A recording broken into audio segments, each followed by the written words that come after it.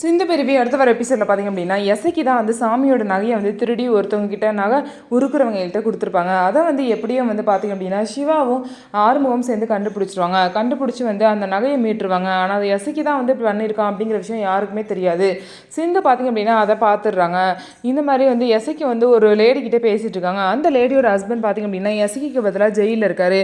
அவரை பெயிலில் எடுங்க, எனக்கு கொஞ்சம் பணம் தேவைப்படுது அப்படின்னு கேட்கும்போது பார்த்திங்க அப்படின்னா எசைக்கு வந்து அந்த லேடியை பார்த்து நேரில் போய் பணம் வந்து கொடுக்க போகிறாரு. இதை வந்து சிந்து வந்து ஃபோனில் ரெக்கார்ட் பண்ணி வீடியோவாக எடுக்கிறாங்க. அதுக்கப்புறம் வந்து எசைக்கு பர்த்டே அப்போ எல்லாரும் கேக் வெட்டி செலிப்ரேட் பண்ணிட்டு இருக்கும்போது எசைக்கியோட பர்த்டே அன்னைக்கு எசைக்கு ஒரு கிஃப்ட் கொடுக்க போகிறேன் அப்படின்னு சொல்லிட்டு எல்லா உண்மையுமே சிந்து வந்து அந்த வீடியோவை காட்டி இந்த மாதிரி எசைக்கு தான் அந்த நகையை வந்து எடுத்து நகை விற்கிறவங்கள்ட்ட கொடுத்துருக்கான் அப்படின்னு சொல்லிட்டு சிந்து எல்லா உண்மையும் சொன்னோன்னே அன்னபூர்ணி கோவத்தில் பார்த்திங்க அப்படின்னா எசைக்கியை ஓங்கி ஒரு அறை விட்டுருவாங்க. இப்போ தான் வந்து சிந்து மேலே எந்த தப்பு இல்லைன்னு சொல்லிட்டு எல்லாருக்கும் தெரிய வந்திருக்கு.